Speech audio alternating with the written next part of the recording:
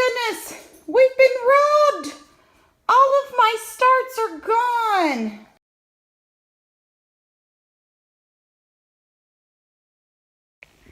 Just kidding. They're all outside hardening off because in the next week, we're going to be planting. So this is, for the most part, almost everything that we have started that did not already go in the garden. All of my brassicas were awash. Bunny rabbits broke into the garden and ate everything. So over here we've got 3 different types of tomatoes. We've got some herbs. We've got some Swiss chard. We have a few peppers out here. I'm not sure that I'm going to leave them out here though. Marigolds, which I need to plant some more of. I have not gotten to that yet. But all of these are hardening off so that way I can get them in the garden this next week. And some of them I desperately need to get in the garden because these Homestead tomatoes are just not very happy. And they're not even, you know, looking like they're root bound. So I'm not really sure why they're having such a hard time, but they're having a hard time staying up. I've already lost one and I don't know why, but it is what it is. Over here we've got radishes. My spinach is coming up really nice. My lettuces are coming up. My green onions are coming up. My bok choy looks amazing. The garlic also looks amazing. And then in this area, I have got to get this cleaned out. I need to remove the baby pond, and I've got a few more plants over here that I have got to get out of here. So I can finish this bed, and I need to get some more of my greens and some rosemary and a couple other herbs in here for the kitchen garden. That way whenever I want things, I can just come out and grab fresh things and I don't always have to go all the way to the garden when I'm cooking. I just feel like that would make things a lot more convenient. And yeah, that's about it. I just thought that I would show you guys how everything is going. I cannot wait to get these in the ground. Oh, you also need to see the craziness with the sweet potatoes. All right, if you haven't already seen the video on the dandelion jelly, you definitely need to check that out. But sweet potatoes, sweet potatoes, sweet potatoes. I have jars of just slips. I have slips that are getting so big they're falling over. These need to go outside. Everything is so ready to go outside, and just we're not quite there yet with our weather. Most people say to plant by Mother's Day. Farmer's Almanac actually says I can plant this coming week.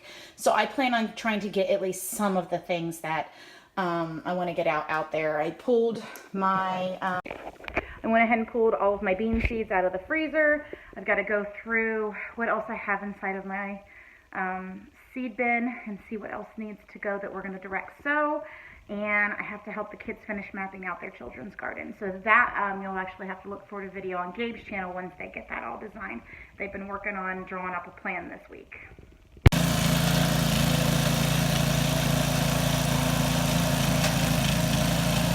Most of our wood chips have broken down over the winter, so we're just going to go ahead and till this year and add more on top. We'll add another layer in the fall, and hopefully next year we won't have to till. But I'm going to put another row of onions here. And just to follow up on the Ruth Stout method, we have potatoes coming up. Camera. There's another one right there. So in another probably week, I will be adding more organic material. And that's just a weed. I'll be adding more mulch to them, and we'll see how it goes. So last night I put the Sapphire Gem Olive Egger young babies in this coop. We'll see if they'll come out.